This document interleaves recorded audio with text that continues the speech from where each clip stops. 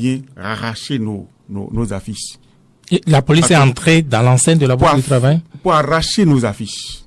Parce qu'on estime que même nos messages ne peuvent pas être lus. Ils l'ont fait d'abord pour les affiches qu'on a placées sous la clôture. Ils ont arraché, ils ont emporté. On a ramené toutes les affiches dans la maison, à l'intérieur. Donc vous ne pouvez les lire que de l'intérieur de la maison. Et ils sont entrés pour les arracher à nouveau. Vous trouvez que c'est normal? Quand un policier vous enferme dans la fourgonnette, quand on nous a arrêtés le 27, on nous a enfermés dans la fourgonnette et que le policier est venu gazer l'intérieur de la fourgonnette pour refermer le truc sur nous, vous trouvez que c'est la police républicaine, ça? Le 27 avril. Le 27, c'est ce que nous avons vécu. C'est ce que nous avons vécu. Quand le directeur général de la police nationale, de la police républicaine, vient me menacer moi, individuellement, on va vous prendre en charge. Est-ce qu'on est dans la police républicaine? On n'est pas là. Le seul point positif, c'est quand nous sommes retrouvés à la direction de la police judiciaire, où nous avons vu des policiers vraiment républicains, courtois, corrects, qui ont fait leur boulot, qui ne nous ont pas menacés, qui n'ont pas insulté quelqu'un, qui ne nous ont pas maltraités, mais tout ce que nous avons vécu avant d'aller. Donc, la marche, ce n'est pas une question de vie ou de mort pour nous. C'était pas ça. C'était qu'on puisse discuter. Ah oui, venez pour qu'on échange sur les problèmes de la nation. Parce qu'on a des problèmes. Et le simple fait de décider qu'on n'a pas le droit de marcher, de protester, ça doit être révoltant pour nous tous. Et moi, je suis révolté. Vous ne pouvez pas savoir. Je suis révolté. Qu'on m'empêche de dire que ça va mal. Je suis même allé plus loin. Je dis, je peux choisir, moi, d'être de mauvaise foi. Et de dire, pendant qu'il n'y a aucun problème, je décide qu'il y a problème que je vais marcher. Le gouvernement devrait me permettre de marcher quand même. Et de venir démontrer ma mauvaise foi après par sa communication. Mais on ne peut pas me dire, non, tu n'as pas le droit de pleurer. Ça n'a aucun sens. C'est-à-dire, et sans aucun motif. Même le 1er mai, parce que certaines personnes ont dit, pourquoi vous voulez marcher le 27? Marchez plutôt le 1er. C'est votre jour. La CCB a décidé de marcher le 1er. On l'en a empêché. Quel est le bon jour finalement pour marcher? C'est le jour où eux, ils décident de parader dans leur triomphalisme habituel pour dire, on a tout fait bien, tout est nickel dans le pays, que nous sommes autorisés à marcher. Ça n'a aucun sens. Chacun a son rôle. Qu'on laisse chacun dans son rôle. Et puis après, l'autre argument, c'est oui, vous êtes manipulé par les politiques. Et moi, personnellement, je ne suis pas gêné qu'on dise ça. Je ne suis pas du tout gêné. Parce que je pense que la meilleure manière d'empêcher une manipulation politique, c'est d'avoir une gouvernance différente. Le politicien, c'est un opportuniste. Et si vous lui laissez l'occasion de profiter du mécontentement que vous avez créé, il ne va pas hésiter. On a vu des gens faire ça hier, qui sont aujourd'hui dans une autre position. C'est-à-dire ceux qui sont là aujourd'hui. Mais ils l'ont fait, non? Le politicien, c'est sa nature d'être opportuniste. Quand il y a un problème, il doit l'exploiter. C'est normal. Et donc, pourquoi nous, on devrait se sentir gênés que des gens s'approchent de nous pour dire votre combat est un bon combat, est un combat citoyen. Mais on sait à Moussou, les députés démocrates qui étaient à la Bourse du Travail le 1er mai dernier, c'était le premier contact? Mais, on les a pas invités. On n'a pas adressé une invitation à un politique. On les a vus à nos côtés pour faire le meeting avec nous. Vous pensez qu'on devrait les chasser? Non. Vous étiez content de les voir là? Mais c'est des citoyens. Ils sont venus agrandir la foule pour nous.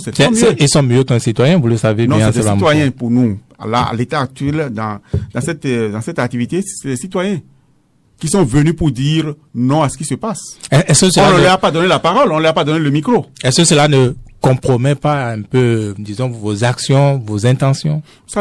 Bonjour à tous, bienvenue. C'est visiblement un véritable bras de fer qui s'instaure entre syndicats et gouvernement. Quel pourrait être l'aboutissement? Difficile de le prédire pour l'instant. En tout cas, les 4 centrales syndicales dont la marche avait été réprimée le samedi 27 avril 2024 projettent retourner dans les rues le samedi 11 mai 2024, samedi prochain donc. Côté gouvernement, silence radio juste là. Le 1er mai dernier, ce sont 72 militants de la CSTB qui ont été également arrêtés pour marche interdite. Je le disais, quelle pourrait être l'issue de ce bras de fer? À quelles conditions les organisations syndicales vont-elles se ranger ou que projettent-elles au-delà de la marche? Nous allons aborder ces questions avec Anselme Amoussou, le secrétaire général de la Confédération des syndicats autonomes du Bénin, la CSA Bénin. Anselme Amoussou, bonjour, bienvenue. Bonjour Virgile et merci pour l'invitation. Dites-nous, est-ce que vous entendez toujours marcher samedi prochain? Oui, plus que jamais, parce que nous sommes dans notre rôle. Nous n'avons encore rien fait de déplacé. Nous avons accompli les formalités. C'est une liberté consacrée par les thèses de la République. Donc, plus que jamais, nous sommes décidés à faire cette marche le 11 mai. C'est d'ailleurs pour ça que, toutes les correspondances ont été adressées à qui de droit. Et nous espérons que cette fois-ci, les gens vont rester responsables dans leur position et faire en sorte de faire connaître clairement leur position et pour nous permettre d'exprimer le mécontentement du peuple, la détresse des populations face à cette gouvernance qui donne de plus en plus le sentiment que on écrase les gens. Après le samedi 27 avril, il y a eu le mercredi 1er mai où la CSTB a également été interdite de marche. 42 militants de cette confédération syndicale sont encore en garde à vue. Visiblement, le gouvernement ne veut pas de marche syndicale au Bénin.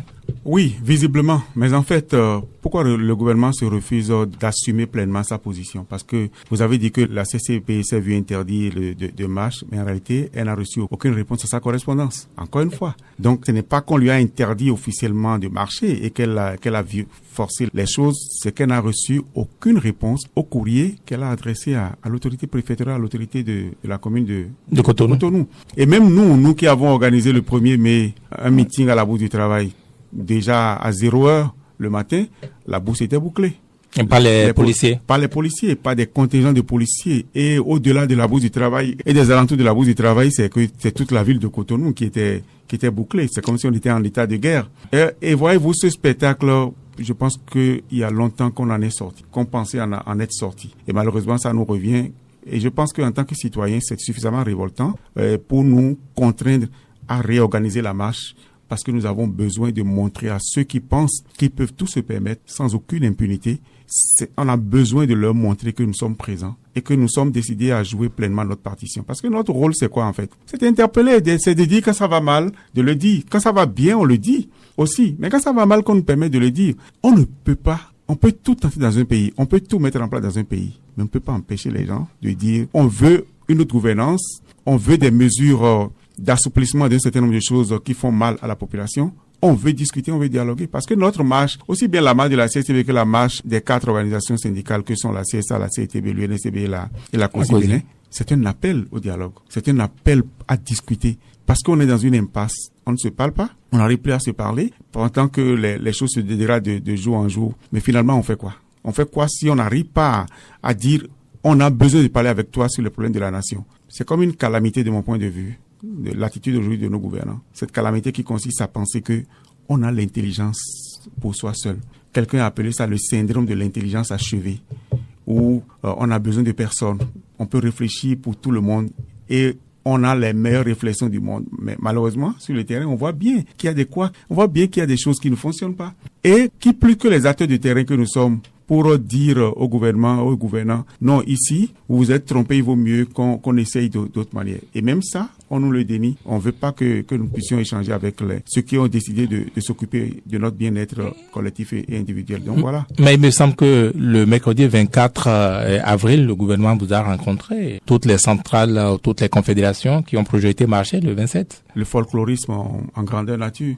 On nous a appelés et comme d'habitude, nous avons toujours dit que nous sommes ouverts au dialogue social. Donc on nous a appelés et nous y sommes allés. Mais en nous disant, pour une fois, peut-être qu'on va se tromper quand on pense que c'est une perte de temps. Malheureusement, ça a été une perte de temps. Qu'est-ce que vous appelez perte de temps? Pourquoi vous dites que c'est une perte de temps? Quand vous projetez une manifestation de mécontentement, de protestation, et que quelques jours avant, le gouvernement vous reçoit, le contenu du discours, le contenu des échanges doit être différent. Ça doit projeter la volonté de régler les problèmes et même de vous empêcher, pourquoi pas, d'aller jusqu'au bout. Mais quand vous rencontrez les autorités, en fait, cette rencontre a été, je crois, rapidement fabriquée pour montrer que bon, nous on a essayé de les rencontrer. Et ben voilà, d'ailleurs ils ont dit eux-mêmes, le ministre Abété, le ministre et Matisse, ils ont dit eux-mêmes que le sujet principal n'était pas forcément la marche, qu'ils voulaient juste nous dire qu'est-ce qu'ils sont projetés, qu'est-ce qu'ils ont pu faire. On nous dit par exemple que il y a 25 milliards qui vont être débloqués, qui sont prévus pour l'année prochaine, pour que le prix du maïs baisse. Pour 2025. Mais c'est l'année prochaine. Pour 2025. Pour 2025. Mais aujourd'hui, en fait, si on était avec des gens, excusez-moi, vraiment sérieux et corrects, on aurait déjà dû avoir un rendez-vous, une date précise pour discuter effectivement dans la grande commission de négociation du gouvernement central. À la date d'aujourd'hui, on n'a même pas un rendez-vous. Donc, c'est la suffisance habituelle, c'est le mépris habituel, c'est la fermeture au dialogue, aux échanges habituels Donc rien n'a changé. Et donc le rendez-vous du 24 a été juste pour nous une diversion qui nous a pas empêché de maintenir la marche du 27. C'est après cela qu'est venu le communiqué du préfet du littoral. Oui, le communiqué du préfet est venu le jeudi tard dans l'après-midi. Un communiqué qui, je le rappelle, ne nous a pas été notifié. Pourtant, nous avons adressé un courrier en bonne et due forme. Et nous avons fait le suivi du courrier parce que nous sommes allés par 2 fois dans le bureau du préfet. On nous a répondu qu'il n'y avait pas encore de réponse, que ce n'était pas encore ressorti le courrier. C'est ce que l'administration de la préfecture nous a répondu. Donc, nous, on était logiquement en droit d'attendre une réponse. Encore que, dans l'état actuel des tests, le préfet peut décider de ne pas autoriser la marche à travers un courrier en bonne et due forme où il nous notifie les motifs pour lesquels il prendrait une telle décision. Il peut même aller modifier notre itinéraire en estimant que ce n'était pas très bien pour la sécurité des marcheurs ou des citoyens de la ville de Cotonou. On n'a rien reçu. Juste un communiqué dont on n'est même pas sûr que c'est signé par le préfet. Ça pourrait être un tract. Parce qu'on a rencontré ça sur les réseaux sociaux. Est-ce que dans l'attitude d'un administrateur, est-ce que c'est ça qui est attendu? On a le sentiment que chacun joue, a fait semblant de répondre aux instructions qu'il a reçues sans le faire directement. Vous pensez que c'est au-delà du préfet? Moi, je pense que c'est au-delà du préfet. Aujourd'hui, j'en ai la conviction que c'est au-delà du préfet. Et que le préfet n'a pas voulu assumer, disons, l'interdiction de la marche. Donc, il s'est contenté de jeter un tract dans la ville en espérant que cela intimiderait les marcheurs. Sinon, en 2017, dans les mêmes thèmes, avec le même objet, nous avons saisi l'autorité préfectorale et nous avions reçu un courrier réponse qui nous autorisait à marcher. On a fait la marche. C'était au temps de Toboula. C'était au temps de Toboula. Oui. Est-ce que c'est différent, Toboula et Orula? Vous voyez ce qui se passe? J'ai le sentiment même que c'est pire que chez Orula. Parce que je comprends aussi que M. Orula est un partisan de la 25e heure et qu'il a besoin de montrer suffisamment de zèle pour exister dans la mouvance présidentielle parce que tout le monde lui jette à la figure ses envolées passées, ses déclarations passées contre le pouvoir et aujourd'hui son zèle est en train de le rendre affreux, malheureusement, en tant qu'autorité de la ville de Cotonou. Mais vous disiez tantôt que vous aviez la conviction que c'est au-delà du préfet, que la décision ne vient pas du préfet Ronla. Qu'est-ce que vous le faites dire? D'abord, le temps que ça a mis pour sortir ce torchon de communiqué. Ensuite, le fait qu'il s'est refusé à nous répondre officiellement et en même temps ait mis en place tout ce dispositif-là pour nous empêcher de marcher. Enfin, il a une autorité de tutelle. Il a un gouvernement au-dessus de lui. Et jusqu'à la date d'aujourd'hui, le gouvernement ne s'est pas prononcé sur ce qui s'est passé, sur les dérives que nous avons vécues. Ni son ministre de tutelle, ni le ministre Abdoulaye Biotchane chargé du dialogue social, ni le ministre du Travail. On n'a eu aucune sortie officielle pour prendre position pour ou contre la décision du préfet. Le préfet est resté là. Il a réédité le même exploit le 1er mai. Et donc ça veut dire qu'il se sent couvert. Et s'il n'est pas couvert, on aurait dû avoir une réaction, on n'a pas eu de réaction. Donc moi je pense et je persiste que c'est une décision malheureusement qui vient de plus haut. C'est dommage pour notre pays. Vous avez signalé sur les réseaux sociaux que vous avez été interdit d'antenne à la télévision nationale et pour d'autres, c'est une preuve supplémentaire que ce n'est pas que le préfet. Ben oui, une émission qui est programmée depuis la veille où on vous annonce vous devez quitter la maison très tôt et c'est quand vous arrivez à la télévision qu'on vous dit que la hiérarchie a interdit que vous passiez sur les antennes, a interdit l'émission. La hiérarchie, la direction générale de... La direction générale. Vous comprenez que ou c'est ma personne qui ne plaît pas en cette période-ci, ou c'est le sujet qui a été programmé, qui ne doit pas passer parce qu'ils savent très bien qu'ils sont en difficulté. Et donc, si on en arrive à empêcher un débat entre le préfet qui n'a pas voulu nous répondre et nous qui l'avons saisi, vous comprenez bien qu'au-delà du préfet, quelqu'un n'a pas envie que des vérités sortent, que le préfet, l'administration publique, de la préfecture soit mise à nu. Donc, c'est vrai que c'est une preuve supplémentaire que ceux qui nous malmènent aujourd'hui, ceux qui malmènent la démocratie béninoise et les libertés, c'est au-delà du préfet, c'est tout le système et c'est notamment le chef de l'État et son gouvernement. Votre émission, c'était un débat face au préfet? Ça devait être un débat face au préfet ou face à un représentant du préfet. Et qui a empêché au finish? Parce que... Moi, je ne peux pas savoir, cher ami Virgile, je ne peux pas savoir. j'écoute le message reçu lorsque je me suis retrouvé à la télévision nationale et je fais mon interprétation. Ce que j'en déduis est que c'est pas l'ORTB qui elle-même a programmé l'émission pour faire correctement son travail. C'est pas l'ORTB, je veux dire les journalistes qui vont encore empêcher l'émission de se tenir. Et vous savez très bien qu'aujourd'hui la direction générale de l'ORTB est une direction dont le pouvoir est détenu par quelqu'un d'autre qui est extérieur à la direction générale de l'ORTB. Ce ne sont pas les journalistes qui décident finalement à l'ORTB aujourd'hui. C'est une dame qui a été nommée par le chef de l'État et qui manifestement ne connaît pas le boulot et décide de faire des expériences qui lui viennent en tête dans la nuit et au réveil débarque à l'ORTB et donne des ordres, des comptes. Donc on peut comprendre bien entendu que la direction générale a été sommée, disons, d'annuler une telle émission. Alors qu'on avait besoin justement d'informer le peuple sur ce qui se passe réellement et sur ceux qui ont raison et ceux qui ont tort dans cette affaire-là. Parce qu'on a voulu nous présenter comme des gens qui n'ont aucune raison de protester. C'était une belle occasion offerte à la nation de pouvoir écouter nos arguments pour se décider et se faire son opinion. On va revenir sur les raisons pour lesquelles vous tenez à marcher.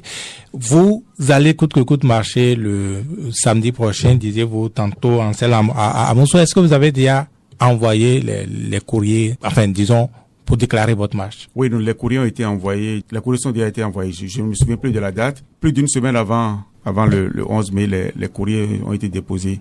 Comme d'habitude, nous avons saisi le préfet, nous avons saisi la mairie de Cotonou, nous avons saisi la direction départementale de la police républicaine du littoral, mais également le commissariat central du Cotonou.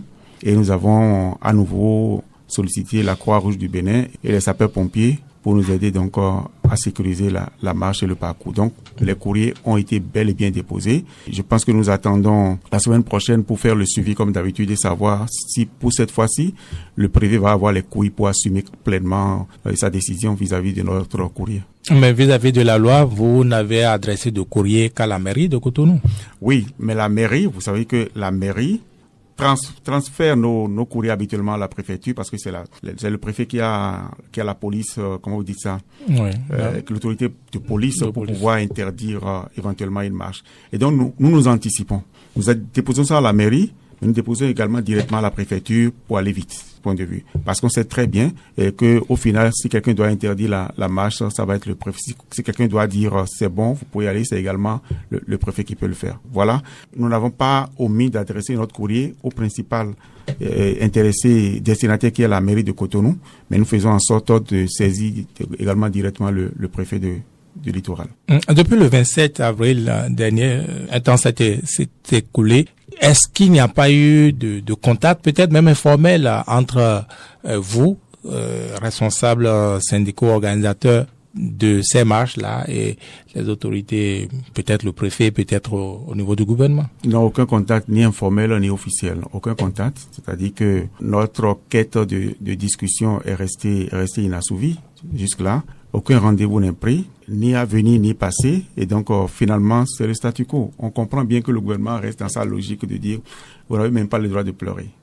Vous n'avez même pas le droit de pleurer. Mais au-delà de ceux qui prennent les décisions, moi, je pense qu'on est en face d'une situation qui devrait nous rendre tous tristes.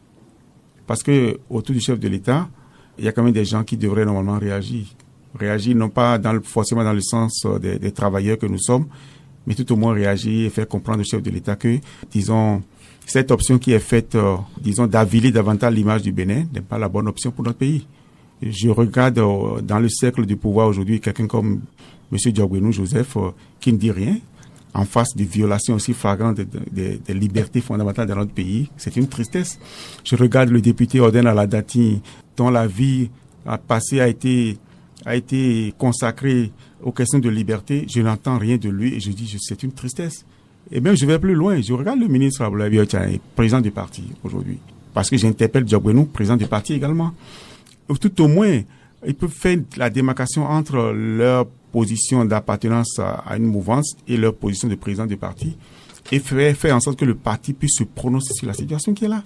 Parce qu'un chef, à un moment donné, a besoin que les proches lui soufflent des choses dans les oreilles pour dire ça, c'est pas bon. Et personne ne dit rien. Ces personnes-là qui ne disent rien, qui sont des personnes de référence, des repères pour beaucoup de personnes dans ce pays, ne disent absolument rien. Vous n'avez pas le sentiment qu'on doit être très triste pour notre pays?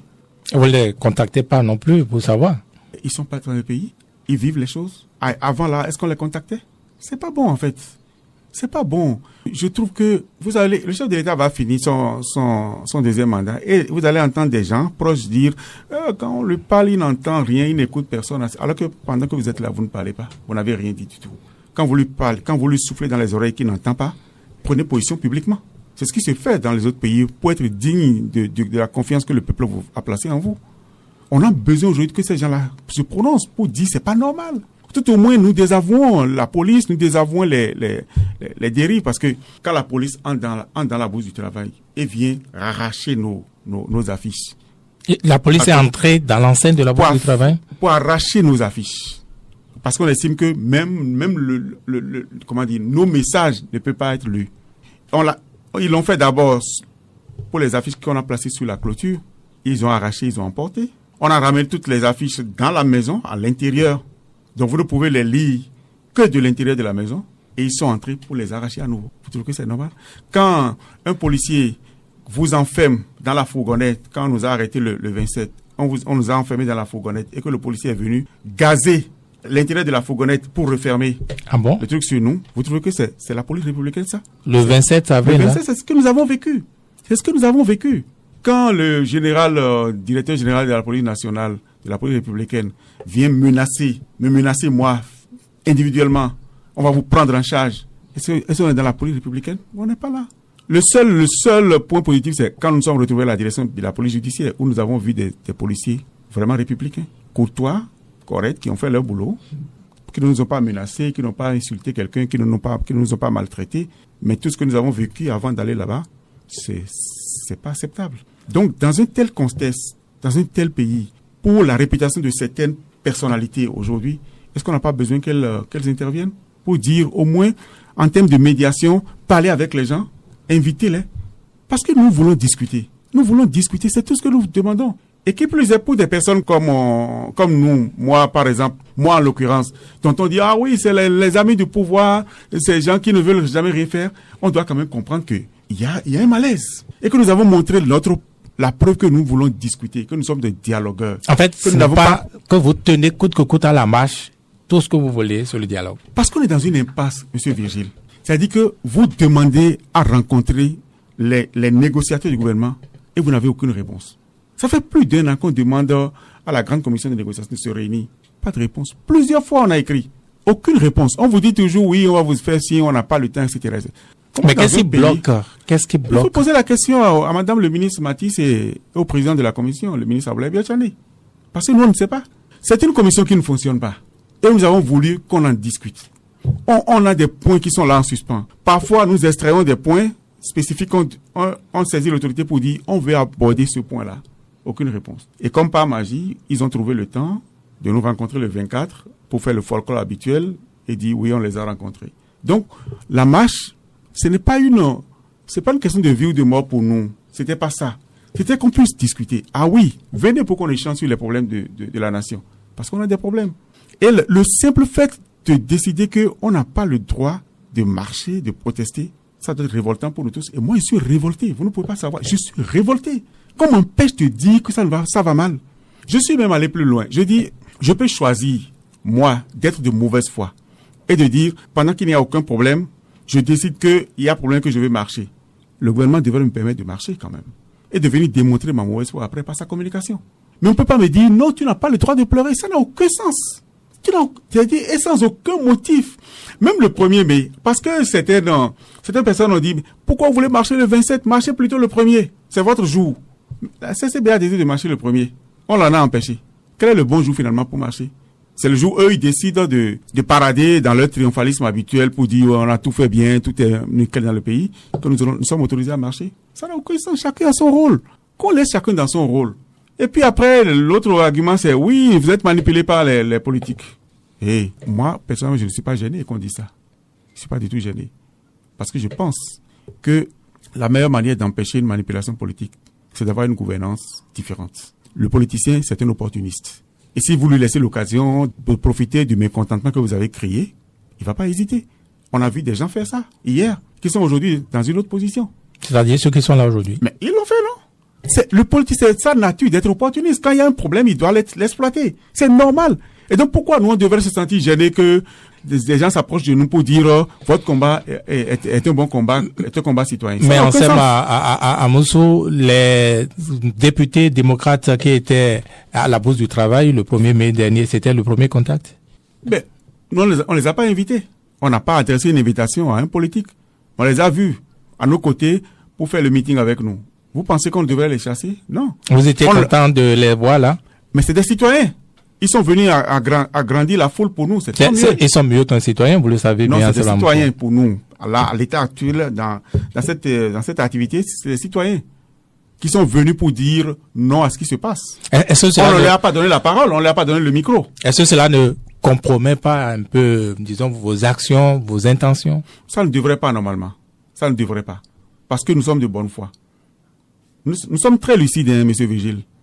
Nous savons très bien que les travailleurs n'ont pas d'amis politiques, hein, et que nous avons que des opportunistes qui sont là, que ce soit de la mouvance de l'opposition, pour nous utiliser. Donc, nous sommes très lucides. Mais nous ne refuserons aucune aide, surtout pas la présence physique dans une manifestation que nous avons organisée. Si des gens viennent pour nous aider à faire mieux entendre nos voix, c'est tant mieux pour nous. Mais nous ne sommes pas dupes. On n'a pas de contact autre mesure avec l'opposition. Mais si aujourd'hui, dans la situation qui est la nôtre, un acteur politique décide de nous soutenir par une sortie publique ou par sa présence à une manifestation, vous pensez que nous allons refuser? Au nom de quoi on doit refuser? Et ils le font déjà à travers des communiqués. Au nom de quoi on doit refuser? On ne doit pas refuser. C'est ce qui est attendu d'un acteur politique, fut-il de la mouvance de l'opposition. Quand les lois de la République sont violées, que vous soyez mouvancier ou opposant, vous devez normalement vous démarquer. C'est ce qu'on attend des gens de la mouvance également. Est-ce que vous ne faites pas fausse route en Moussou lorsque vous maintenez la marche du 11 mai? Dans ce contexte-là, je veux dire. Non. Écoutez, ceux qui sont fausses routes, c'est le gouvernement. Regardez, est-ce que nous avons violé la loi en programmant la marche? Non. Est-ce que nous avons adressé les courriers qu'il faut? Est-ce que depuis le 27 jusqu'à aujourd'hui, nous avons reçu une invitation pour discuter de nos problèmes? Non. Au nom de quoi nous allons renoncer à la marche dans ces conditions-là? Parce qu'un préfet décide que on ne veut pas déranger dans son sommeil. Mais c'est sûr que vous allez vous casser la gueule à la police le 11 si vous marchez, coûte que coûte. Vous tenez à marcher. On verra, on tient à marcher. Parce que nous, on n'a pas peur en fait. On a atteint un niveau de révolte qui fait que on n'a pas peur. Donc nous allons maintenir notre marche. Maintenant, l'opinion publique internationale et nationale est là pour regarder ce qui se passe et situer les responsabilités. Si nous recevons un courrier en bonne et due forme qui va dans un sens ou dans un autre, nous allons aviser. Si c'est le clair sombre qu'on a entretenu le 27 qu'on continue, nous allons marcher. Parce que rien ne nous interdit de marcher aujourd'hui. Et vous êtes sûr que vos militants vont continuer à avoir le courage de sortir et d'être à vos côtés? Je pense qu'aujourd'hui, nous avons besoin d'avoir ce courage-là, tous autant que nous sommes. Non seulement nos militants, mais tous les citoyens du Bénin. On a besoin d'avoir ce courage-là. Même les partisans aujourd'hui ont besoin d'avoir ce courage-là. Parce que il est temps de finir avec l'attitude qui consiste à être un grogneur silencieux dans son coin, dans sa maison. Il faut que la grogne monte pour parvenir aux oreilles du chef de l'État et de son gouvernement pour qu'il comprenne que on a besoin d'un minimum d'inclusion et de discussion autour des problèmes de la nation. Aujourd'hui, regardez, on nous parle de H, le projet H. Le projet H, oui. Je prends seulement le volet assurance maladie. Il est en expérimentation depuis 8 ans. Depuis 8 ans. Et vous pensez que ce ne sont pas des sujets sur lesquels le gouvernement est dans l'impasse et a besoin de discuter avec les acteurs pour savoir comment en sortir. On nous oppose que on a reçu une augmentation de salaire il y a quelques jours, quelques semaines. Quelques semaines, oui. Quelques semaines. Oui, d'accord. Mais est-ce que tout le monde l'a reçu? Est-ce que malgré ça, le pouvoir d'achat n'a pas continué donc de baisser? L'augmentation du salaire ne rehausse pas forcément le pouvoir d'achat. On a besoin de protéger le pouvoir d'achat déjà aujourd'hui. Et même, c'est la preuve que le dialogue social a échoué. Parce qu'on a dû déporter les acteurs du dialogue social au palais de la présidence pour avoir un résultat. Même le dernier exemple en date, les AME, ce qu'on leur a fait comme amélioration, ouais. Ça a été discuté où? Devant le ministre des Finances, tout seul. Alors que nous avons le cadre de négociation dans lequel on doit discuter et sortir des résultats. Décidément, le dialogue est en panne. C'est vraiment en panne, je vous assure. C'est vraiment en panne. Pour plusieurs raisons. L'une d'elles, par exemple, c'est que quand vous déléguez un pouvoir à à quelqu'un pour vous représenter, dans une négociation, vous devez déléguer l'autorité qui va avec. Vous déléguez le pouvoir sans déléguer l'autorité pour décider. Et donc le ministre Aboulaye Biotchane et son gouvernement, et ses collègues du gouvernement viennent aux négociations, ils ne peuvent pas décider. En fait, toute décision revient au chef de l'État. C'est en fait ça. Parce que quand vous regardez depuis qu'on a réformé la commission de négociation du gouvernement central, quels résultats nous avons produits? Rien. On n'a produit aucun résultat. Et moi, je me sens gêné d'être dans une instance qui ne produit aucun résultat, où on bavarde. Pourquoi on avait réformé l'instance là? On l'a réformé parce que l'instance précédente ne comportait que 2 composantes des acteurs de dialogue social, gouvernement et travailleurs. Et donc, la réforme a permis l'arrivée des employeurs. Nous pouvons maintenant avoir des échanges larges qui vont dans le sens au-delà du privé. Oui, exactement. Oui. Donc, le tripartisme est là. Les conditions sont réunies pour produire des résultats. Et pourquoi ça ne marche pas? Pourquoi ça ne démarre pas? Je pense que c'est le gouvernement qui n'a pas compris quelle est l'importance du dialogue social, quelle est l'importance de la négociation. En fait, le gouvernement ne veut pas du dialogue. C'est ce qu'on a compris. Regardez, je vous donne encore un exemple. Avec ce gouvernement, nous avons signé la Charte nationale du dialogue social, qui a donné lieu à l'installation du Conseil national du dialogue social. Et c'est eux-mêmes qui ont pris l'initiative. Justement, c'est eux qui ont pris l'initiative. Et quand vous regardez dans la Charte, les obligations des 3 parties sont contenues. Travailleurs, gouvernement, employeurs. Et par exemple, on dit que lorsque le gouvernement initie des réformes importantes, il doit pouvoir en discuter avec les acteurs. Jamais ça n'a été respecté. Mieux, les conditions dans lesquelles on peut revenir sur la charte et dissoudre le CNDS sont là. Chaque parti peut dénoncer la charte. Le gouvernement n'a pas dénoncé la charte. Il s'est contenté, un conseil des ministres, de dissoudre le Conseil national du dialogue social, sans aucune explication. Aujourd'hui, le CNDS n'existe plus. On n'a rien mis en place pour le remplacer. La commission de négociation ne fonctionne pas. Les commissions techniques ne fonctionnent pas. Et on est là, on pense qu'on fait tout bien pour tout le monde et que personne n'a le droit de se plaindre. C'est un peu comme dans la Bible, on dit, pardonne-leur, ils ne savent pas que c'est pour leur bien. On est quand même des humains. On est des responsables aussi. On est des élus également, mais ce n'est pas au même niveau. Et on a montré, je pense que nous, on a vraiment montré notre volonté de faire le syndicalisme autrement. Justement, de sortir de cette récurrence des crises. Anselme Amosso, vous êtes le symbole même de ce renouveau syndical-là, syndicat qui fait pas de bruit. Vous parlez souvent de coproduction, n'est-ce pas, de la richesse, collaborer avec le gouvernement. Est-ce que justement, ce qui a montré ses limites, c'est pas cette forme de syndicalisme? Non. Parce que l'autre forme avait produit quoi aussi? Ça avait produit que des grincements de dents, de la tension tout le temps. Pas produit des résultats pour les travailleurs. Et je pense que moi, je le dis toujours, je n'ai aucune gêne à apparaître comme un chantre de cette forme de syndicalisme. Parce que ça a toujours été ma nature. Même quand j'étais porte-parole du Front, je n'insultais personne, je ne criais pas. Pourtant, on avait eu des résultats. Tout est dans le respect que vous donnez à votre interlocuteur. Et moi, c'est l'éducation que j'ai reçue. C'est mon tempérament. Donc, je ne le fais pas parce que ce gouvernement est là. Ça a toujours été ma manière de fonctionner. Vous pouvez demander au gouvernement du président Yahi. Ça a toujours été ça. Ceux qui doivent se sentir gênés, c'est ceux qui refusent de donner une chance à notre pays pour qu'on ait un apaisement social qui nous permette d'espérer un développement. C'est le gouvernement. C'est eux qui font une mauvaise lecture de notre attitude responsable, nous, de dire, faisons les choses autrement. Donnons une chance aux discussions pour coproduire, effectivement, parce que ils sont que 20. Je vais dire un grand mot, c'est le gouvernement qui est de mauvaise foi. Absolument. Le gouvernement se trompe d'époque, se trompe de combat, et malheureusement, c'est également un gouvernement qui est sans mémoire, qui est sans parole. C'est pas normal pour une gouvernance. C'est pas normal pour une gouvernance. C'est-à-dire que, vous imaginez, quand le chef dit, je vais le faire, c'est que s'il ne le fait pas, il creuse davantage le fossé entre les acteurs du dialogue social. On a besoin d'un minimum de confiance. Parce qu'on sait très bien que les problèmes du pays, notamment la vie chère, c'est pas dû au gouvernement seulement. Il y a des éléments extérieurs qui interviennent. On parle de la guerre en Ukraine, on parle de la fermeture des frontières, on parle de, comment vous appelez ça, de Covid et tout ça. Et nous sommes des citoyens également. Nous devons comprendre ça, nous pouvons comprendre ça. Mais quand vous faites l'impasse sur tout ça, et que vous considérez que vous n'avez aucune responsabilité dans ce qui arrive, c'est que vous ne méritez pas d'être à votre place en tant que ministre. C'est tout. La fermeture du Niger, de la frontière avec le Niger, c'est un élément extérieur. C'est nous. Comment on fait pour trouver les solutions? Peut-être, je ne veux pas être prétentieux, mais il est possible que la coopération syndicale que nous, on peut avoir avec nos camarades du Niger permette d'avoir une médiation. C'est possible. Mais on ne vous refuse pas le contact, non, à ce jour? Nous ne savons même pas quelle est l'ouverture d'esprit, quelle est la volonté, quel est le niveau de volonté du gouvernement de sortir de cette crise-là. On ne sait pas. On n'a même pas pu parler avec eux. Comment on peut prendre l'initiative de faire une médiation? Comment?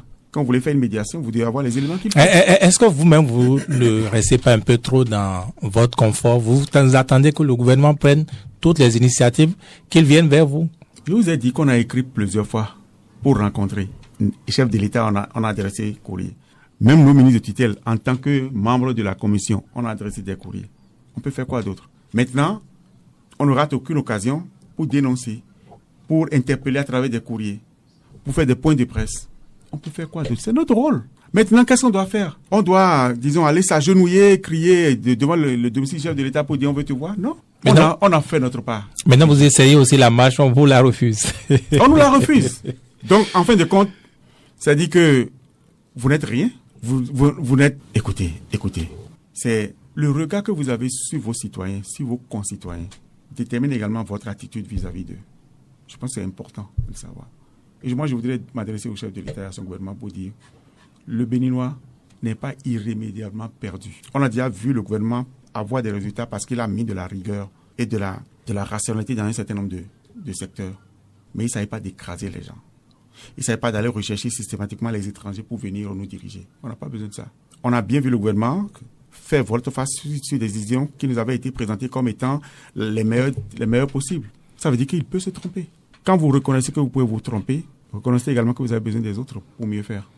Est-ce que le gouvernement n'est pas plus fâché parce qu'il s'agit de vous les syndicats qui sont perçus comme ces syndicats amis? Est-ce que ça ne devrait pas être le contraire? Si tes amis se fâchent contre toi et décident de le manifester, ce que tu devrais faire, c'est quoi? Les amis, venez, qu'est-ce qui se passe? C'est ça qui est attendu d'un homme, d'un humain, normalement. Ça ne devrait pas être que tu te fâches parce que nous exprimons notre mécontentement. Oui. Donc, je pense que le gouvernement... Oui, mais exprimer un mécontentement dans ces conditions-là, c'est faire de la mauvaise publicité à son ami. Est-ce que c'est pas mérité? Les meilleurs amis sont ceux qui vous disent la vérité. C'est pas mérité? Ce que nous faisons ne vient pas de la souffrance, de la détresse exprimée par les militants et les citoyens. Notre rôle, c'est de te dire, attention, ici, ça ne va pas. Réagis, interviens. Tu dis que non seulement tu nous empêches de le dire haut et fort, mais on te l'a dit, on t'a écrit, on a communiqué. Mais tu ne nous appelles même pas pour traiter les problèmes que nous évoquons. Mais où est l'amitié? Visiblement, tout semble bloqué aujourd'hui au Bénin entre gouvernement et syndicats. Quelle issue, Anselme Amoussou, vous-même vous entrevoyez à cette crise, à cette situation? Je pense que le gouvernement a la solution à l'apaisement que nous recherchons. Et c'est lui qui a la solution. Et la solution pour vous, ça passe par quoi? C'est quoi? Ça passe par un dialogue vraiment social inclusif, le plus rapidement possible. Donc avant le 11 mai, le gouvernement devrait vous appeler, s'asseoir et un gouvernement responsable devrait le faire. Absolument, devrait le faire. Et s'il ne le fait pas, c'est lui qui aurait choisi de maintenir le niveau de tension et de l'accroître. Parce que nous là, on n'acceptera jamais qu'on nous empêche de nous exprimer. C'est pas possible pour moi. Moi, seulement, c'est inacceptable pour moi. M'empêcher de m'exprimer alors que j'ai des choses à dire et que c'est des choses vraies, c'est pas possible pour moi. Donc, le 11 mai, si nous avons une rencontre qui nous permet d'échanger, de voir que, on est écouté, ça promet. Je vous ai dit, la marche pour nous n'est pas la solution absolue. Si nous avons des raisons de dire à nos camarades, patientez, parce que ça a commencé, laissez-nous voir, on le fera. Mais si cette manière cavalière de dire, vous ne ferez pas la marche parce que je suis le plus fort, oui, la tension sera là. Mais le contact, ça peut passer par une rencontre avec le préfet, ça peut passer par un courrier de la mairie de Cotonou qui vous notifie que vous ne pouvez pas marcher. C'est le contact, le dialogue pour vous? C'est une réponse, en tout cas. Vous savez, à des moments donnés, je crois que le citoyen a le droit également de violer des lois qui sont des lois farfelues. Par exemple, que le préfet nous écrit maintenant sans aucune... sans aucun motif valable de dire vous ne pouvez pas marcher, nous marcherons le 11. Nous marcherons. Parce qu'il est qui, lui, le préfet Orunla? en dehors de sa toge de préfet, il est qui plus que nous, en tant que citoyens? Non? Encore que, les gens qui ont fait le combat, lui, il était dans notre combat. Les gens ont fait le combat pour que le gouvernement soit là. Il est venu dernièrement. Et donc, est-ce le rôle d'un préfet en tant que homme de loi, c'est de faire ce qu'il fait là? Et donc, on doit se croiser, s'aplatir parce que le préfet a décidé? Non. On doit s'aplatir parce que la mairie aujourd'hui collabore avec le gouvernement et va décider que nous ne va pas marcher sans aucun motif valable. Vous avez dit que le préfet n'est pas seul. Oui, mais vous avez évoqué le préfet, donc je parle au préfet. Et indirectement, je parle à ceux qui lui donnent les ordres. Il y a des ordres. Vous avez vu ce que, intelligemment, il a envoyé un tract sur les réseaux sociaux. Il n'a qu'à retrouver la même intelligence pour nous permettre de marcher. On en aurait déjà fini. Et on serait déjà dans la suite. Parce qu'il y aura forcément une suite. Justement, si le samedi prochain, vous êtes empêché de marcher, vous rencontrez les mêmes situations que le 27 avril, le 1er mai, quelle pourrait être la suite? La suite, elle va pas être bien pour notre pays. Elle va pas être bien pour une situation sociale déjà suffisamment tendue. Elle va pas être bien pour notre économie qui se cherche, l'inflation et tout ça. Elle va pas être bien. La suite, c'est quoi? Et je ne dévoilerai rien ici, mais la suite, elle est déjà claire pour nous. Une grève générale? C'est possible. C'est dans l'arsenal de lutte. C'est bien possible. C'est bien possible. Et d'autres choses aussi. Nous avons, de la même manière qu'on dit que le gouvernement têtu, etc., nous aussi, nous avons, oui. Vous pouvez être têtu. Moi, je suis un homme de conviction. C'est pour cela que tout ce qu'on a pu dire avant, c'est l'homme du pouvoir, j'ai ma conviction que c'est la meilleure manière de faire le syndicalisme pour un pays comme le nôtre. C'est pour cela que j'ai maintenu le cap. Et aujourd'hui, heureusement, vous voyez, dans la bourse du travail, ça déteint sur le syndicalisme au Bénin. Cette vision qui est la mienne a déteint. C'est-à-dire, beaucoup vous ont copié, c'est ça? Mais vous observez. Même ceux qui disent, ils sont pas de bons syndicalistes, ils font comme nous. Ils font pire que nous. Mais ce que vous faites, c'est quoi? Dialoguer? C'est ça? C'est rechercher constamment le dialogue. Mais voilà que vous êtes bloqué maintenant. On vous empêche le dialogue. Et quand on est bloqué, vous voyez la réaction que nous avons eue. Aujourd'hui, au moins, je vous dis, au moins aujourd'hui, que des Béninois en arrivent à dire, mais eux, ils ne sont pas comme ça. Ça veut dire que quelque chose ne va pas. Mais si on n'était que ça, aujourd'hui, il n'y aurait même pas d'écho. Parce que c'est votre nature. On dit, les syndicalistes sont toujours dans le bruit. Il faut qu'on sorte de là aussi. Oui, mais qu'est-ce que ça vous a apporté? Qu'est-ce que ça a apporté, on va dire, aux travailleurs béninois, avec les lois qui disent que même si vous avez raison, on peut vous licencier, vous donner 3 mois ou 9 mois de salaire, comme, je sais plus si c'est indemnité ou si c'est dédommagement. La question ne devrait pas être celle-là, M. Vigile. La question serait... Mais ça, c'est un gain, vous pensez, pour le travailleur? C'est pas un gain. Mais ça n'a pas été fait par le gouvernement. Ça a été fait par l'ensemble de la classe politique. Parce que vous vous souvenez que la loi vous distinguez le gouvernement du Parlement qui a fait ça, qui a pondu ça? Je parle de l'ensemble de la classe politique. Je vais vous dire pourquoi je dis ça. Dites-le. Cette loi a été votée pendant qu'on avait encore un Parlement avec des opposants. Et la 7e législature. Et les syndicats que nous sommes, nous avons adressé un document. C'était pas encore voté. On avait adressé le document avec nos observations à l'ensemble des députés de cette époque-là pour leur dire ne votez pas la loi en l'état, c'est pas bon. Vous vous souvenez que la loi a été votée presque à l'unanimité. Maintenant, qui sont nos amis? Qui sont nos amis parmi les politiques? Mais est-ce que vous étiez obligé d'accepter cette loi en l'état? Est-ce que ce que vous faites aujourd'hui, c'est pas ce que vous avez dû faire hier? Est-ce que vous avez vu un syndicat accepter cette loi et l'applaudir? Mais elle s'applique à vous, oui ou non? Oui, mais est-ce que vous avez vu un syndicat l'applaudir? C'est la loi. Mais vous subissez. Est-ce que vous n'avez pas mieux à faire que subir? C'était quoi ce qu'on devait faire? Je sais pas, moi je suis pas syndicaliste, mais il semble que vous avez plus de moyens que ça. Il y a des lois qui ont été prises que la presse subit. Quelle a été la réaction de la presse? À part dénoncer. Donc chacun attend son tour pour subir. On dénonce. Chacun attend. Non, on ne subit pas, on dénonce. On n'a jamais cessé de dénoncer la loi sur l'embauche, la loi sur la grève. Mais puisque vous cherchez des exemples, les marches que vous initiez aujourd'hui, si vous aviez initié ces marches-là, ou vous avez initié d'autres mouvements de protestation pour dire au gouvernement, comme ça se voit ailleurs, dans d'autres pays, pour dire pardon au Parlement de revenir sur cette loi-là. Est-ce que cela ne se serait pas fait? Vous vous souvenez qu'en 2018, on a fait une marche, on a fait un sit-in devant l'Assemblée? Vous vous souvenez?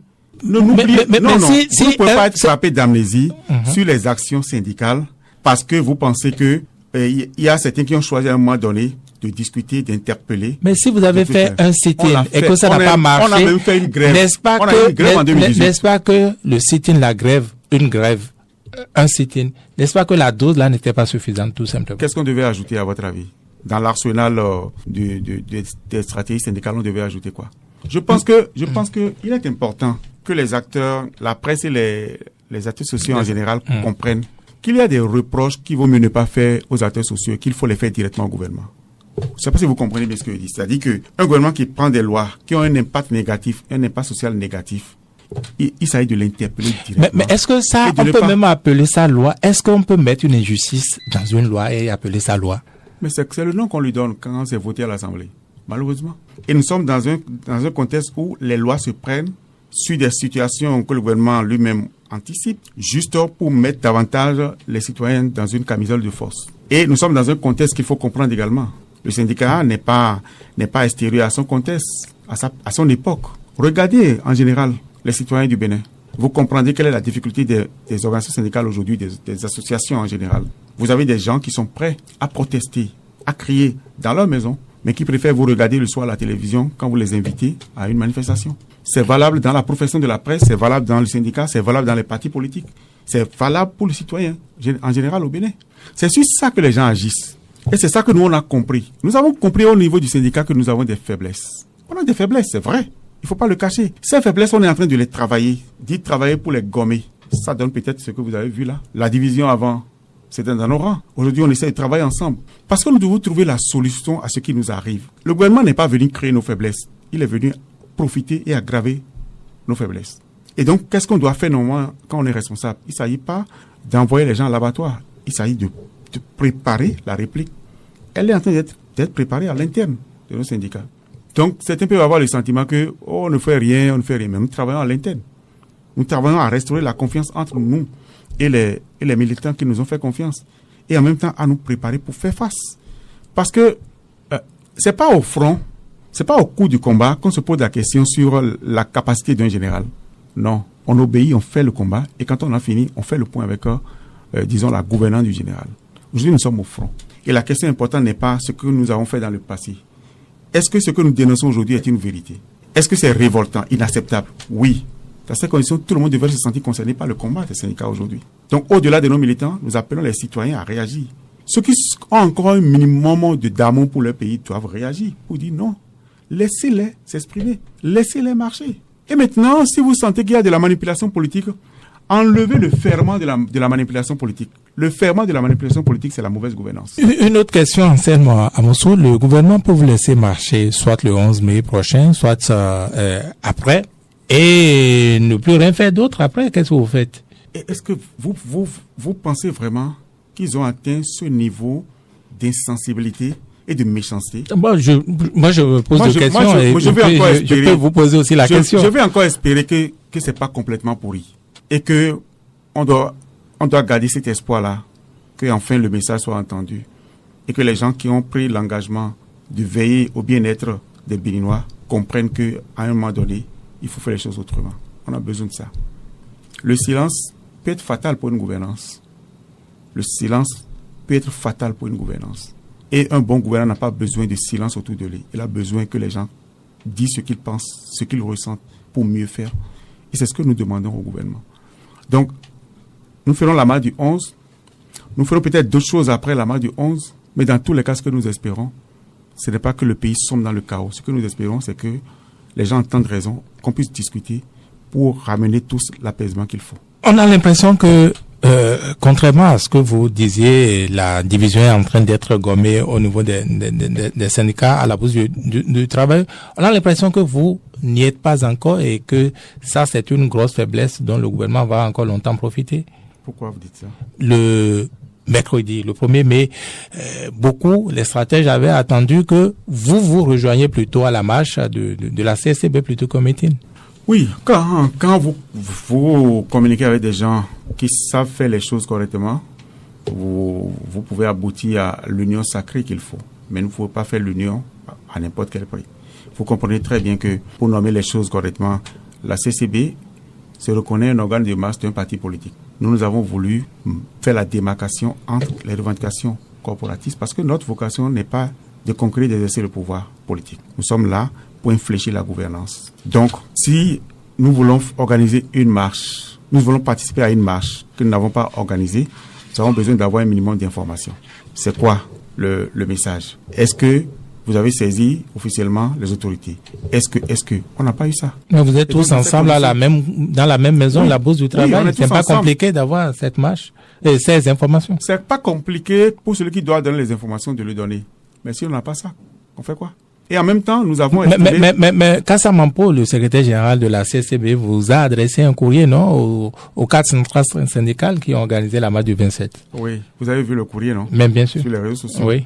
C'est pas très bon d'en parler, parce que la démarche n'était pas la bonne démarche. C'est pour ça que ça n'a pas... Ça n'aurait pas dû être sur les réseaux sociaux. C'est même pas seulement ça. Quand vous me déposez un courrier, disons, vers 16h l'après-midi, et que 10 minutes après, je le retrouve sur les réseaux sociaux, alors que vous m'avez posé un problème sur lequel je dois me réunir avec les miens pour décider que vous publiez un tel courrier, quelle est l'intention derrière?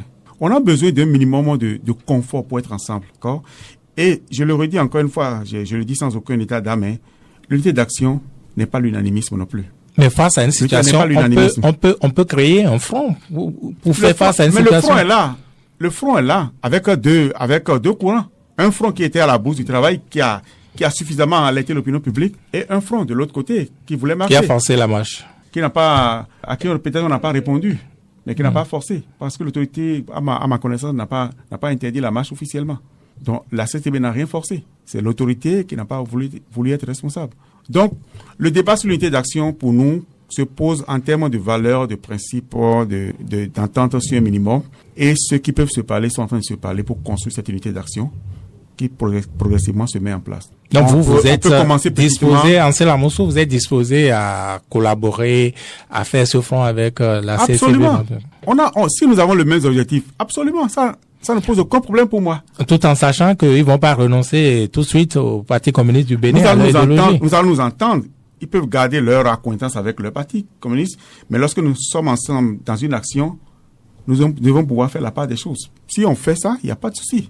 Il n'y a pas de souci. Il n'y aura pas d'interférence. Nous n'allons pas obéir à un ordre d'un parti politique dans notre ensemble si nous le constituons. Donc, lorsque la CCB va quitter l'Union, elle pourra se comporter comme un organe de masse d'un parti. Mais quand nous serons ensemble, il faut absolument que les règles soient établies. On a besoin de ce minimum-là. Mais on a l'impression que cette raison-là ne prend plus au niveau de la masse. Je veux dire, les travailleurs, ça ne leur dit rien. Puisque les gens se retrouvent quand même à travers la CCB. Les travailleurs béninois sont nombreux. C'est l'impression que vous avez, n'est-ce pas? Non, c'est ce qui se dégage visiblement, comme même les résultats au plan des élections professionnelles, non? Oui. On peut faire cette lecture-là quand on ne connaît pas les réalités du monde syndical au Bénin. On peut faire cette lecture-là. C'est une réalité aujourd'hui que la CCB est la première confédération syndicale issue des résultats des dernières élections. Des élections 2021. Mais je crois qu'il vaut mieux peut-être faire une autre émission dans laquelle on peut venir analyser aussi aujourd'hui le paysage syndical béninois. Et vous comprendrez que nous avons besoin, aussi bien nous que la CCB, de revoir un peu, disons, notre analyse d'un certain nombre de réalités qui étaient celles d'hier, qui ne sont plus forcément celles d'aujourd'hui. Les dernières élections au niveau sectoriel ont montré un autre visage. Et de 2021 à 2024, vous comprendrez très bien que aujourd'hui notre union à nous est présente sans aucun adversaire dans les 3 sous-secteurs de l'éducation. Le groupe Aube Nouvelle.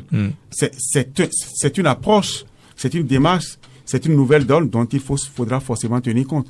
Donc les réalités 2021 ne sont pas forcément les réalités 2024. C'est ce que je voulais vous dire. Mais au-delà de ça, je pense que nous avons besoin effectivement de travailler ensemble parce que ce qui nous arrive nous impose justement de travailler à l'union. Mais l'union, pas à n'importe quel prix. L'union, pour saccager notre image, notre réputation, notre dignité, nous, on n'est pas dans ça. L'union doit se faire sur les valeurs que prône le syndicalisme d'hier et d'aujourd'hui et non pas une union qui s'appuie sur quelque chose que nous avons tous dénoncé dans ce pays, le parti unique, avec la centrale syndicale unique, le NSTB à l'époque. C'est ce que nous avons tous dénoncé. C'est pour ça qu'aujourd'hui, vous avez plusieurs confédérations. On ne peut pas revenir en arrière et dire que nous mettons maintenant sous la coupe d'un parti politique. Oui, mais Ansel Amosso, qu'est-ce qui vous révolte ou qu'est-ce qui devrait vous révolter le plus entre ce qui vous arrive avec le gouvernement, ce que vous subissez avec le gouvernement et la posture de la CCB? La posture de la CCB ne me dérange pas. Ce que je dis, la posture de la CCB déportée dans une union que nous formerions avec elle, c'est ça qui me dérangerait. Je vais vous dire pourquoi. Parce que aucun parti politique n'est l'ami des travailleurs. On a déjà eu l'expérience dans le passé et même aujourd'hui. Donc, au nom de quoi devrions-nous accepter d'être tenus en laisse par un parti politique alors que dans le passé, on a refusé ça? Je vous ai donné l'exemple de vote de la loi sur l'embauche. Je vous donnerai également l'exemple de Mercredi Rouge, par exemple, où des acteurs politiques ont fait alliance avec les travailleurs. Aujourd'hui, se retrouvent bourreux des travailleurs. Si ça ne nous sert pas de leçon, c'est qu'on est stupide. Et si c'était ce que votre base voulait, les travailleurs à la base voulaient? Ils ne veulent pas. Moi, je parle à ma base. Ils ne le veulent pas du tout alors. Pas du tout. Il semble donc, moi, si je suis en phase avec ce qu'on a comme écho dans l'opinion des travailleurs, il faut une unité syndicale face à ce pouvoir, à cette gouvernance que vous avez opposée. Ils sont très contents des efforts que nous faisons pour construire l'unité syndicale. L'unité syndicale, je vous ai dit, c'est pas l'unanimisme. Ça veut dire que si vous avez 10 entités dont 7 ou 8 se mettent ensemble, vous avez déjà l'unité syndicale. Vous n'avez pas besoin d'avoir tout le monde dans l'unité syndicale. Donc nous construisons l'unité syndicale sur la base des échanges responsables que nous avons avec les uns et les autres. Si on arrive à s'entendre un jour, on le fera. Si on n'arrive pas à s'entendre, oui, chacun gardera sa ligne. Malheureusement, Anselme Amoussou, on arrive au terme de cette émission. Merci beaucoup pour cette occasion que vous nous donnez et je voudrais sincèrement, pour ce que j'ai vu ici, saluer les efforts que vous faites. Crystal News aujourd'hui, c'est un grand écho, aussi bien au Bénin qu'ailleurs. Et quand je me rends compte du peu de moyens dont vous disposez et de ce gros effort et ce résultat que vous produisez, je trouve qu'il faut vraiment encourager et je vous dis bravo. Merci beaucoup, SG. Merci beaucoup, Anselme Amoussou. Vous êtes le secrétaire général de la Confédération des syndicats autonomes du Bénin. Merci d'être venu répondre aux questions sur Grand Angle. Merci à chacun, merci à tous. C'est la fin de cette émission. Samuel Hundio a assuré la réalisation technique. Grand Angle, c'est encore dimanche prochain.